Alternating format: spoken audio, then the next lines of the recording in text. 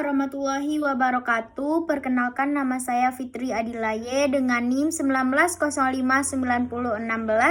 Baiklah, di sini saya akan mempresentasikan produk UMKM, yaitunya industri priangan bakeri. Nah, produk industri priangan bakeri merupakan kelompok industri makanan yang mengelola hasil pertanian di Kota Padang, yaitunya industri roti.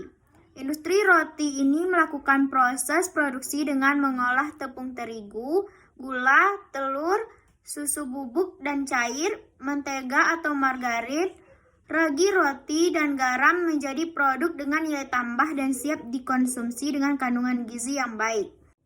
Nah, industri priangan bakeri ini didirikan oleh Bapak Dedi Kuswara yang berlokasi di Jalan Sawahan Dalam 4, nomor 44, Kecamatan Padang Timur, Kota Padang.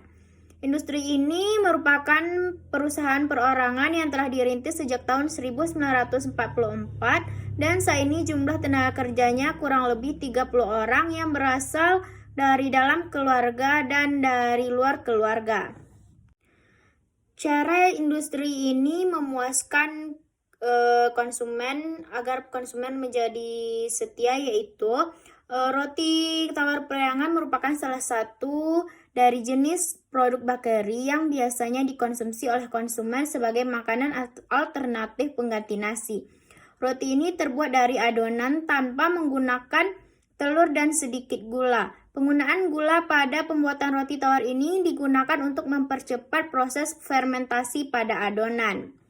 Nah, roti tawar ini memiliki tekstur yang lembut, ringan, dan rasanya yang tawar. Roti tawar priangan dihasilkan dari bahan baku yang berkualitas karena baik pemasok untuk bahan baku roti tawar merupakan pemasok yang telah lama menjadi pemasok tetap, sehingga pihak perusahaan telah memberikan kepercayaan kualitas bahan baku yang dibeli dari pemasok tetapnya.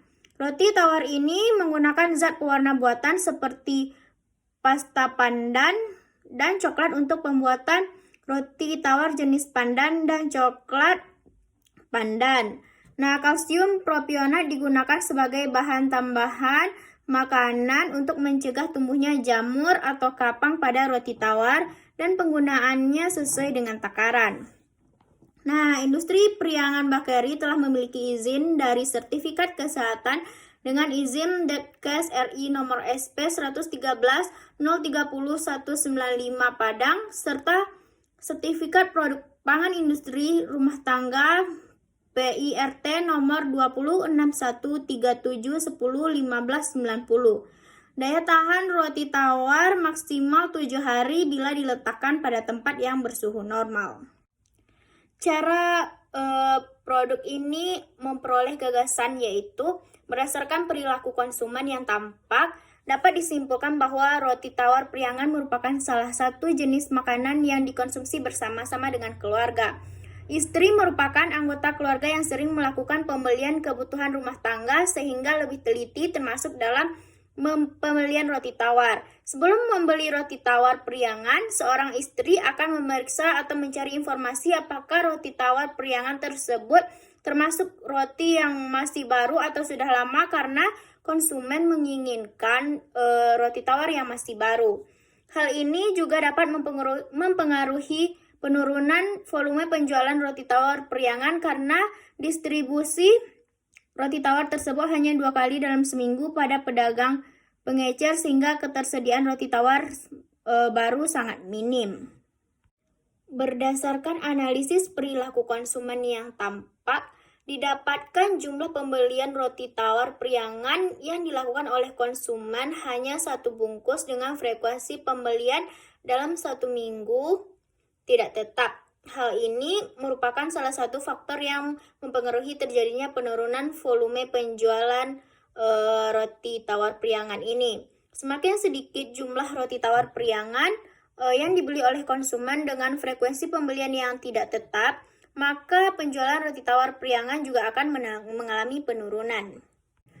Faktor yang harus dipertimbangkan untuk menentukan saluran distribusi oleh produk ini, yaitu pihak industri Priangan Bakery mendistribusikan rotinya dengan menggunakan dua jenis saluran distribusi, yaitu distribusi langsung dan juga distribusi tidak langsung. Nah, faktor-faktor yang menentukan saluran distribusi yang pertama yaitu pertimbangan pasar. Karena saluran distribusi dipengaruhi oleh pembelian konsumen, maka keadaan pasar ini merupakan faktor penentu dalam pemilihan saluran. Beberapa faktor pasar yang harus diperhatikan adalah konsumen atau pasar industri, yang kedua jumlah pasar potensial, yang ketiga konsentrasi pasar secara geografis, yang keempat jumlah pesanan, dan yang kelima yaitu kebiasaan dalam pembelian. Nah, yang faktor kedua yaitu pertimbangan barang. Beberapa faktor yang harus dipertimbangkan dari segi barang ini antara lain nilai unit, besar dan berat barang, dan mudah rusaknya barang, sifat teknis, barang standar dan pesanan, dan luasnya produk line. Nah, yang ketiga yaitu pertimbangan perusahaan. Pada segi perusahaan, beberapa faktor yang perlu dipertimbangkan adalah yang pertama, sumber pembelajaran, yang kedua, pengalaman dan kemampuan manajemen, yang ketiga yaitu pengawasan saluran, dan yang keempat yaitu pelayanan yang diberikan oleh penjual. Selanjutnya, faktor-faktor yang mempengaruhi efektivitas promosi dan tujuan penjelasan dalam penetapan harga. Tujuan promosi, yang pertama jika perusahaan ingin menjangkau halayak luas, iklan menjadi pilihan yang tepat. Yang kedua yaitu jenis produk. Yang ketiga infrastruktur dan sumber daya perusahaan. Yang keempat siklus hidup produk. Yang kelima infrastruktur distribusi. Yang keenam ukuran pasar. Yang ketujuh strategi penetapan harga. Nah, untuk bagian promosi industri Priangan Bakery ini melakukan promosi secara personal selling, yaitu dengan memperkenalkan roti langsung kepada konsumen dan pengecer. Menurut Kotler dan Armstrong, personal selling merupakan seni penjualan yang sudah tua yang tersebar meliputi banyak pengetahuan dan prinsip. Industri ini telah mencoba melakukan promosi melalui iklan di radio, namun promosi ini hanya satu kali dalam setahun, yaitu selama bulan puasa. Alasannya karena pemilik berpendapat bahwa selama bulan puasa yang mendengarkan radio, terutama pada pagi hari dan menjelang berbuka puasa, pimpinan perusahaan Priangan Bakery tidak melakukan promosi secara besar-besaran lewat TV, tetapi promosinya lewat media sosial, lewat media massa, dan juga dari mulut ke mulut. Salah satu faktor internal yang mempengaruhi keputusan pihak perusahaan Priangan Bakery menetapkan harga roti tawar adalah faktor biaya, terutama untuk biaya bahan baku roti tawar. Jika biaya bahan baku roti tawar mengalami kenaikan yang diakibatkan oleh harga bahan baku naik, maka harga roti tawar juga akan ikut naik disesuaikan dengan biaya bahan baku tersebut. Biaya sebuah perusahaan merupakan elemen penting dalam strategi penetapan harga. Tetapi, ketika industri Priangan Bakery akan menaikkan harga roti tawar, terlebih dahulu harus mendapatkan izin dan persetujuan dari anggota-anggota Asosiasi Pengusaha Roti Sumatera Barat, karena industri Priangan Bakery ini telah bergabung dengan organisasi tersebut. Oleh karena itu, industri Priangan Bakery tidak dapat menaikkan harga roti tawar sesukanya, tetapi harus melalui administrasi yang telah ditentukan oleh ASPRI Sumbar. Roti tawar Priangan terdiri dari berbagai jenis ukuran, rasa, dan harga roti tawar yang berbeda-beda. Roti tawar jenis panjang dan gandum harganya 10.000 per bungkus, jenis kupas, pandan, premium, dan coklat pandan Rp 9.000 per bungkus, jenis pendek Rp 8.500 per bungkus, dan jenis Singapura Rp 6.000 per bungkus. Dampak penetapan harga bagi perusahaan. Harga merupakan suatu nilai yang dibuat untuk menjadi patokan nilai suatu barang. harga cukup memiliki pengaruh besar terhadap permintaan barang. Bagaimana yang telah dijelaskan dalam hukum permintaan, jika harga semakin murah, maka barang yang diminta akan semakin banyak ataupun sebaliknya, jika harga semakin mahal, maka barang yang diminta semakin sedikit. Harga juga merupakan suatu penentu bagi permintaan barang dan juga menentukan posisi persaingan penjualan di pasar. Industri periangan bakery sendiri dalam menetapkan harga jual roti tawar membedakan harga untuk pedagang, pengecer, dan harga untuk konsumen akhir. Sistem pembayaran yang diterapkan oleh pihak periangan bakery dilakukan pada saat pengambilan roti tawar pada pedagang pengecer. Kondisi ini berlaku untuk semua jenis pedagang pengecer. Roti tawar yang dibayar oleh pedagang pengecer adalah roti tawar yang telah terjual olehnya. Biasanya jika roti tawar yang dijual oleh pedagang pengecer terdapat sisa atau tidak laku, maka dapat ditukar dengan roti tawar yang baru yang sejenis pada saat pengambilan roti tawar periangan selanjutnya. Dalam penetapan harga perlu diperhatikan faktor-faktor yang mempengaruhinya, baik faktor secara langsung maupun faktor tidak langsung. Faktor secara langsung seperti bahan baku, biaya produksi, biaya pemasaran, adanya aturan pemerintah, dan faktor-faktor lainnya.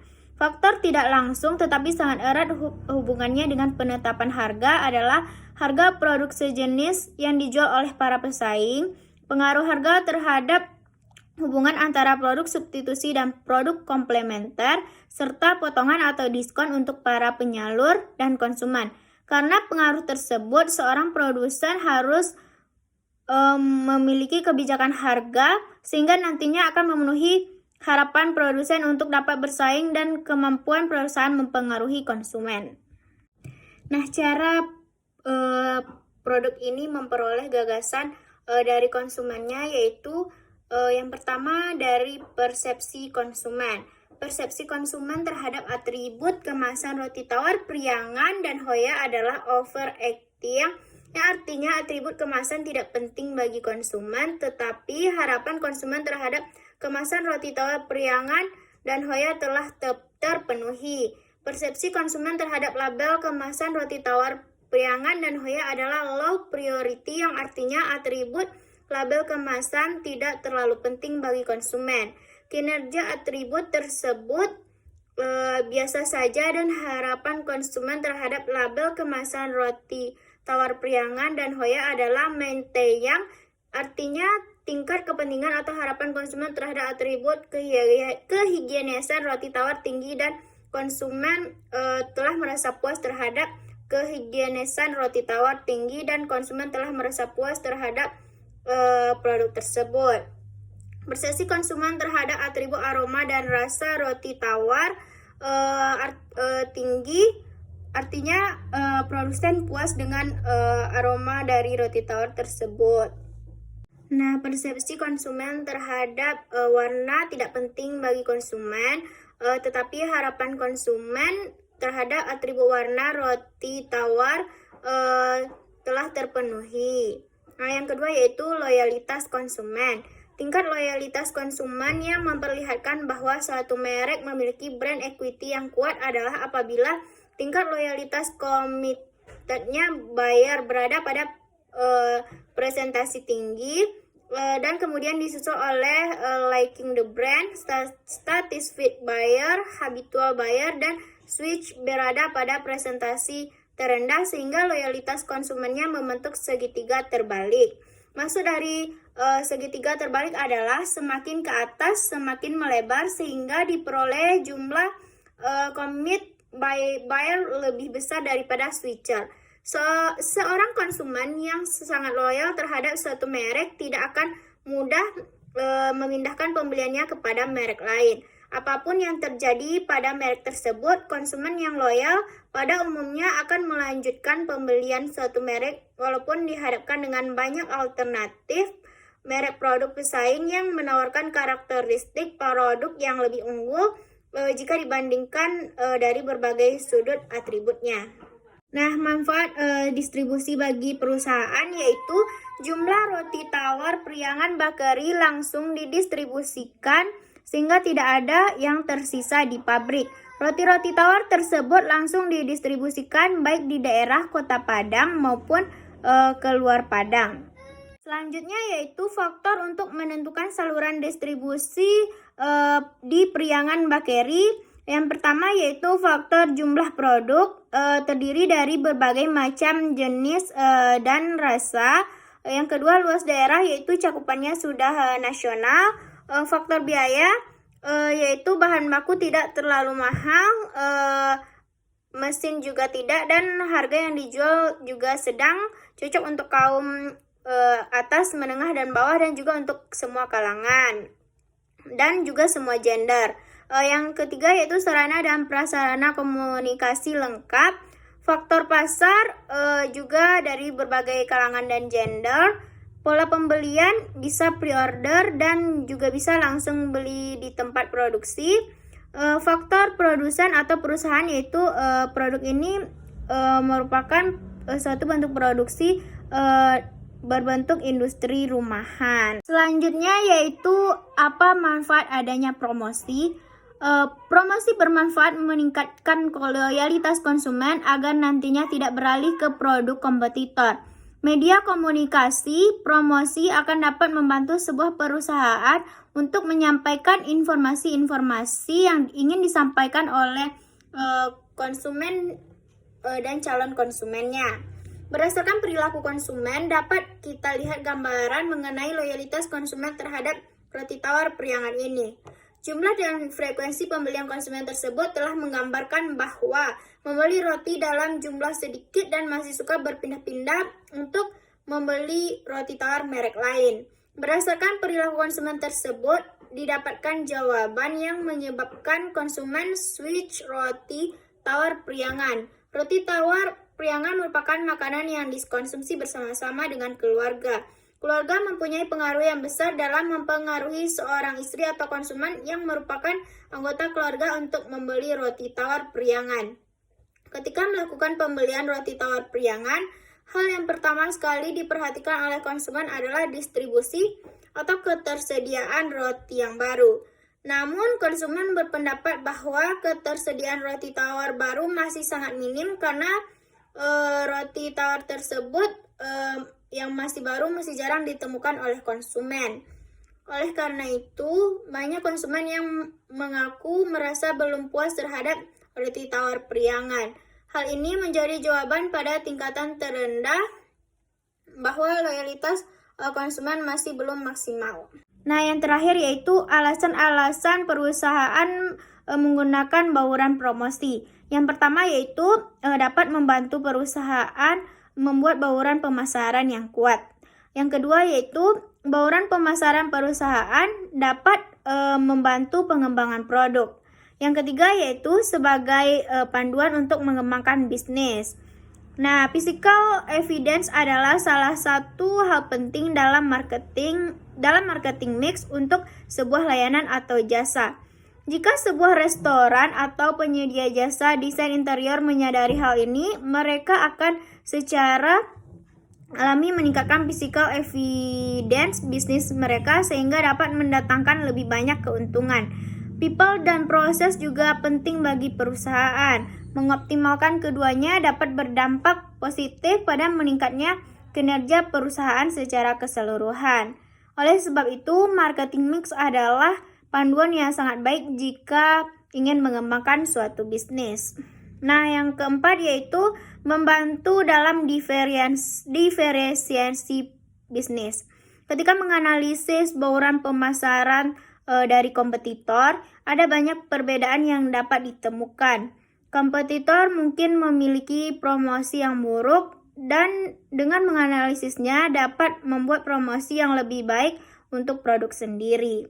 Nah, yang kelima yaitu membantu perusahaan menjadi lebih dinamis. Sebuah perusahaan yang dipersiapkan dengan baik akan jauh lebih siap ketika harus menghadap bencana.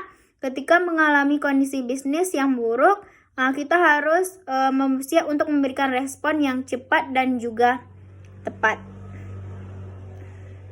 Nah, sekian presentasi dari saya tentang produk UMKM Priangan Bakeri. Salah dan nyanggal saya banyak maaf. Saya sudahi dengan Assalamualaikum warahmatullahi wabarakatuh.